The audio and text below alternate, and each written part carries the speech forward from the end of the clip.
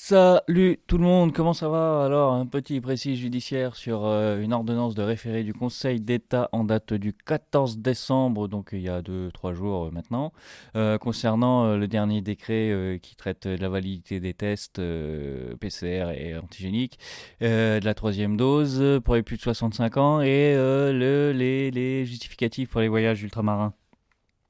Donc, c'est une ordonnance de référé, comme je l'ai dit, donc une procédure d'urgence qui s'est faite vite et malheureusement je trouve trop vite parce que dans les justificatifs de la décision, des fois c'est très très loin d'être de la littérature. C'est pas du Edmond Rostand, plus haute autorité administrative de France quand elle te sort des ordonnances de référé comme ça. Ah non, c'est un peu court, jeune homme. On pouvait dire, oh Dieu, bien des choses en somme en variant le ton. Donc c'est une action à référé qui a été initiée par pas mal de particuliers, mais aussi des associations, dont le Cercle Droit et Liberté, Réaction 19, Association Défense de la Santé publique et de l'Environnement, victimes du coronavirus. Association victime du coronavirus. Donc en référé, ils attaquent donc le décret 2021-1521 du 25 novembre, donc prescrivant les mesures générales nécessaires à la gestion de sortie de crise, donc comme il en sort très régulièrement à chaque fois qu'il y a une évolution de la maladie, d'un nouveau variant, de quoi ou de qu'est-ce. Donc voilà, pourquoi? Parce que celui-ci donc porté à 24 heures la validité des tests antigéniques PCR, donc déjà c'était 72 au départ, donc 3 jours, 24 heures, 24 heures. Bon alors, on l'explique cette blague? Non. Pose aussi la troisième dose pour les plus de 65 ans, après 7 mois de la deuxième. Après le parcours qui était complet jusqu'à présent, à la fin de la deuxième, 7 mois plus tard. Et maintient les justificatifs de voyage pour les voyageurs ultramarins.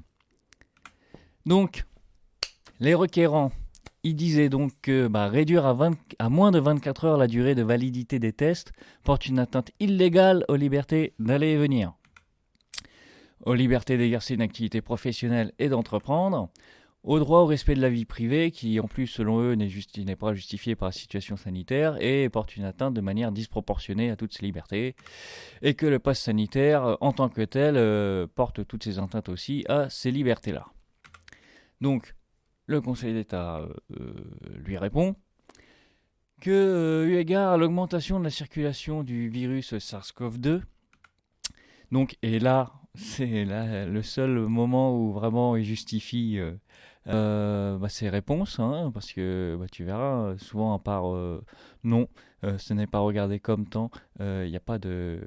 Il parle aussi du débat, on n'y était pas et il n'y a rien qui est retranscrit dans l'ordonnance, donc tout manque cruellement de justification et c'est vraiment extrêmement dommage vu la sensibilité du sujet, quoi.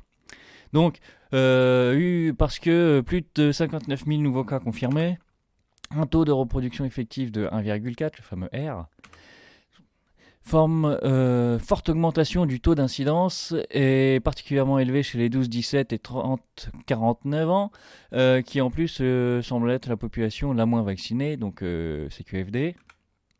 Et donc pour tous ces éléments que la mesure est justifiée. La mesure est justifiée en fait, mais en droit. C'est un peu court, jeune homme. Les requérants disent aussi que le délai pour obtenir les résultats d'un test ou d'un examen de dépistage rend matériellement impossible ou extrêmement difficile de pouvoir justifier d'un résultat négatif tôt le matin ou le lendemain d'un dimanche ou d'un jour férié, forcément. Donc là, je veux dire, c'est pratico-pratique. Voilà, t'en as besoin le lundi matin. Comment tu fais le dimanche ou jour férié, ou t'es en pleine semaine et un jour férié. Voilà, comment que tu fais? Là, le Conseil d'État, il te répond les tests antigéniques, il faut qu'une demi-heure pour avoir le résultat. Il n'y a aucun rapport entre les deux. Il n'y a pas de rapport, en effet. Oui. Même si c'est matériellement vrai, on a un petit peu une impression de répondre à côté de la plaque. On a un problème pratico-pratique. Il n'y a pas de fait, il n'y a pas de droit, il n'y a pas de contentieux, il n'y a pas de décret, d'ordonnance, de machin, de quoi que ce soit. On dit le matin, je me lève, il est 5 heures du matin, hier c'était dimanche, j'ai besoin d'un test, comment je fais? On t'a dit antigénique, résultat en une demi-heure. Bon, ouais. Là, c'est un petit peu dommage. Au sujet des tests de moins de 24 heures, donc toujours les requérants, ils disent que c'est une contrainte matérielle et financière d'une importance telle que l'atteinte qu'elle représente aux droits et libertés est disproportionnée et équivaut à une obligation illégale de vaccination. Donc ce à quoi on leur répond, toujours le contexte sanitaire justifie des mesures de précaution plus importantes. Oui, non mais ça, moi j'ai pas dit l'inverse, mais en plus de ça, sur certains éléments très précis, il faudrait peut-être réussir à justifier en droit aussi. Ce serait bien.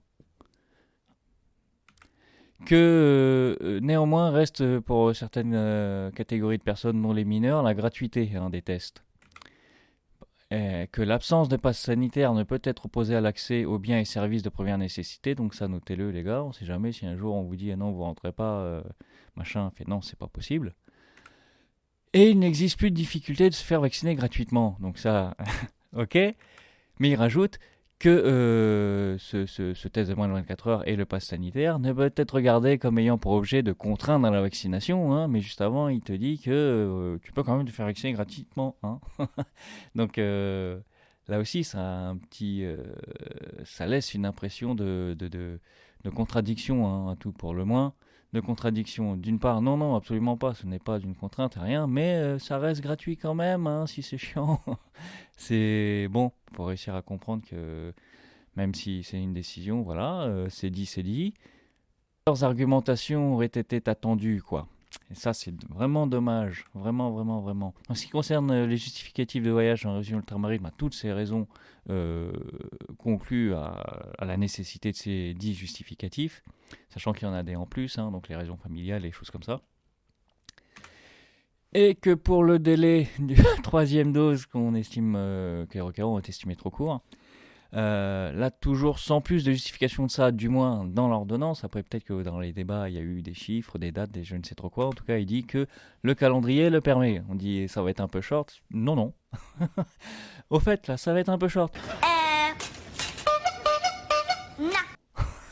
Peut-être, mais je sais pas, faut justifier un tout petit peu quoi. Pour, si on veut convaincre les gens qu'ils adhèrent à la décision de justice qui est rendue au nom du peuple français, il faudrait peut-être justifier un petit peu plus dans les ordonnances de référé. Les requérants toujours posent un problème d'égalité de traitement entre les vaccinés et les non vaccinés, parce que la vaccination ne supprime pas toute contagiosité, ça maintenant je pense que tout le monde commence à le savoir, et ne prévoyant pas la désactivation du pass sanitaire des vaccinés lorsqu'elles sont testées positives. Donc ça fait une différence de traitement entre les vaccinés et les non vaccinés. Donc ce à quoi on leur répond, même les vaccinés sont contraints à rester chez eux à l'isolement 7 jours, machin. Et puis ça c'est vrai, finalement, voilà. Donc voilà, c'était la décision du 14 décembre. Fabrice Divisio en a fait une vidéo vite fait sur YouTube que je ne retrouve plus du tout. Pourtant que j'ai vu avant-hier. Et que dire oui, si c'est une décision de Conseil d'État, voilà, basta, point final. C'est vrai qu'on aurait aimé, à bien des égards, que ce soit mieux justifié. On parle beaucoup des débats auxquels on n'était pas. Il n'y a pas grand-chose qui est rapporté, à part tous les chiffres, les 59 000, le R1,4 et tout. À part ça, il n'y a pas grand-chose, quoi. Et ça, c'est vraiment dommage parce que... Pour vraiment convaincre le justiciable que la décision est une bonne décision, il faudrait peut-être faire apparaître dans les ordonnances plus de motivation que ça, quoi. Bon, allez, je vous dis ciao, à la prochaine fois, et puis... Plein de bisous, et soignez vos droits.